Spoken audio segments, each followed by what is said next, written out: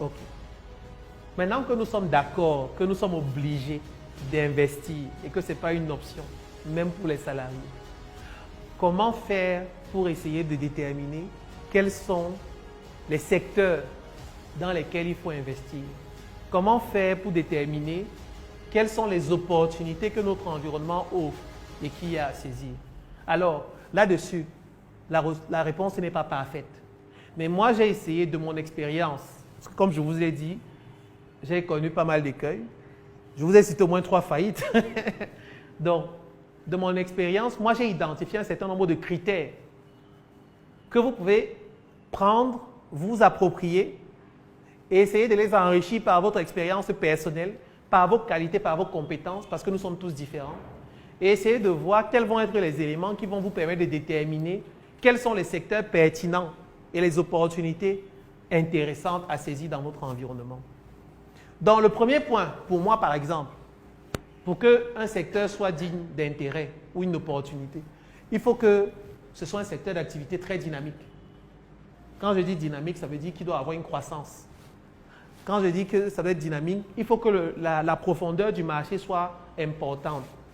C'est-à-dire que pour moi, si on vient me dire qu'il y a 100 000 personnes au Cameroun qui ont besoin de téléphones, de smartphones, pour moi, ce n'est pas un marché qui est profond. Parce que 100 000 sur 25 millions d'habitants, c'est extrêmement faible. Mais tout à l'heure, quand on parlait d'immobilier, je vous ai dit qu'il y a 2,5 millions de déficits en termes d'offres de logement au Cameroun. Et l'État prévoit en construire 1000 par an. Et la population camerounaise augmente chaque jour. Les gars font les enfants. Imaginez le potentiel, imaginez la profondeur du marché. Ça veut dire que même dans 50 ans, on n'aura pas satisfait la demande en termes de logement. Ça, c'est les statistiques du gouvernement. C'est le gouvernement qui dit qu'il manque 2,5 millions. Bon, je ne fais pas dans la politique. Peut-être c'est plus. Il y a de fortes chances. Donc, vous voyez un peu ce que j'appelle la profondeur d'un marché. Et c'est pour ça que moi, par exemple, pour ce critère, je vais valider l'immobilier. Le potentiel de croissance, comme je disais, en plus de ce déficit qu'il y a, la population grandit. OK? Un rendement élevé. Si vous choisissez d'investir dans un secteur, il faut que le secteur vous apporte un rendement élevé. Parce que le but du jeu, comme on a dit, c'est de retenir, c'est de récupérer de la marge, d'obtenir des bénéfices de son investissement. L'immobilier, c'est un secteur qui est dynamique. On l'a tous vu. Ça s'explique également par la démographie qui est galopante. Je pense que nous sommes tous d'accord que si chacun laisse un terrain quelque part ici, en zone urbaine, 5 à 6 ans, il est possible que le prix ait doublé. OK? Vous voyez que ça veut dire qu'on est sur une croissance. Allez, si on dit que ça double tous les 4 ans, on est sur une croissance de 20 à 25% sur le prix du mètre carré. Combien de secteurs peuvent offrir pareil taux de rentabilité? Moi, j'ai vendu le poisson. Sur un carton de 20 kilos, on gagne 1000 francs. Et on vend un carton à 24 000. Ça veut dire qu'on travaille des taux de rentabilité de 3-4%. Et après, dans la rentabilité, dans la marge brute, là, il faut payer le courant. Il faut payer les employés. Ensuite, Eneo coupe le courant. On dit, boss, il faut allumer le groupe. Le groupe tourne 2 jours. On s'est dit que, hey, le carburant. Donc, avant d'avoir vendu les cartons, vous avez déjà fait une perte. Ensuite, comme on l'a dit, dans le cadre de l'immobilier, les terrains ne se déprécient pas. Même si on verra tout à l'heure qu'il y a quand même des risques dans le secteur. OK? Donc ça, c'est pour le rendement élevé. La stabilité des prix. Donc, on va voir que ça, c'est en opposition avec tout ce qu'on a dit, les risques à éviter. Il faut être dans un secteur où, si vous avez acheté quelque chose à 10 francs aujourd'hui, il ne faut pas que vous vous réveillez demain matin, on dit que ça coûte 8 francs. C'est ça que j'appelle la stabilité des prix. Je ne suis pas en train de dire que les prix ne doivent pas croître. Mais il ne faut pas être dans un secteur où les prix baissent. Comme les vendeurs de cacao, parfois ils se lèvent le matin, on dit que le prix du cacao a baissé. Le gars est au champ depuis 3 mois, 4 mois, il bosse. Il s'est basé sur un prix du cacao, je ne sais pas, à 1000 francs. Et le jour où il doit récolter, on dit que le cacao est à 700. Ça déstabilise complètement ses équilibres économiques. C'est pareil pour le poisson. Nous, on vendait le poisson, le carton de 20 kilos. Monsieur qui dort là, on vendait le carton de 20 kilos à 24 000. Un matin, les prix sont passés à 16 000.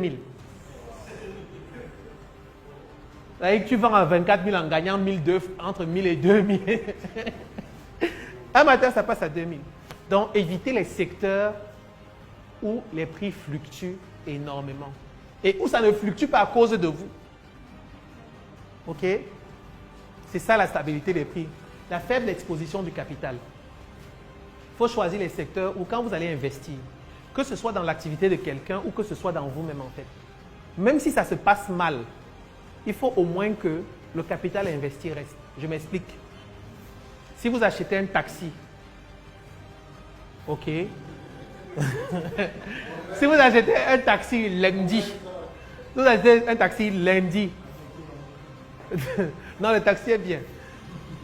Le taxi sort à 10 h, on vous appelle qu'il a fait l'accident. La valeur de ce taxi a été, c'est-à-dire votre capital. C'est-à-dire, bon, ça dépend, parce qu'il peut faire l'accident, la voiture est irrécupérable, votre capital a disparu. C'est-à-dire, il peut faire aussi l'accident, bon, c'est récupérable, mais votre capital, c'est-à-dire le premier jour, est déjà dégradé de 30%. Ça, c'est un cas. Mais imaginons même le cas où il travaille même normalement. Non, il travaille même normalement. Il tourne bien 1 an, 2 ans.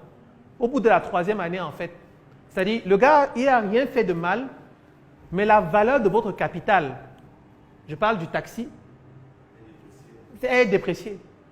Il va commencer à vous dire que patron, en fait, ça consomme plus. Patron, maintenant, avant, on dépensait 10 000 pour l'entretien. On dépensait 10 000 pour l'entretien. Maintenant, je suis à 30 000 pour l'entretien. Ce n'est plus rentable de continuer avec cette activité. Vous voyez un peu. Et c'est encore une différence avec un des secteurs dont on va parler, donc l'immobilier.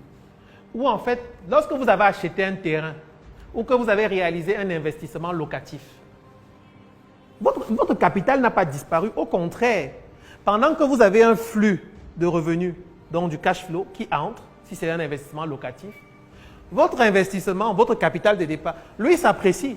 Parce que le mètre carré, là où vous avez fait votre investissement locatif, qui était à 15 000, 1 an après est passé à 17 000. 2 ans après est passé à 19 000.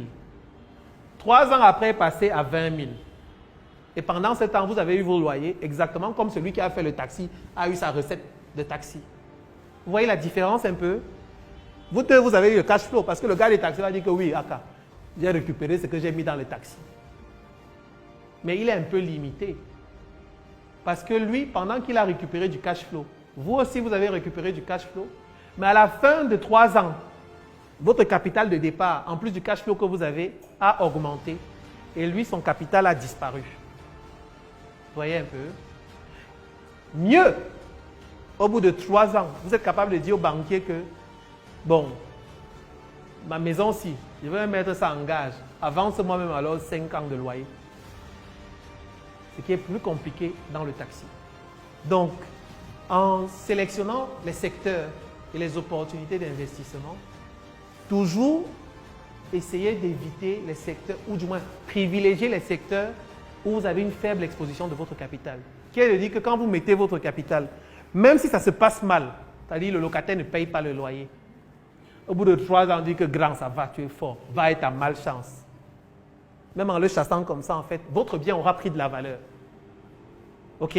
Vous aurez eu des problèmes de trésorerie, mais le capital que vous avez mis ne sera pas perdu. Et au contraire, la valeur qui a été engrangée pourra même peut-être vous permettre d'amortir les problèmes de trésorerie que vous avez eus. On se comprend? OK. Oui.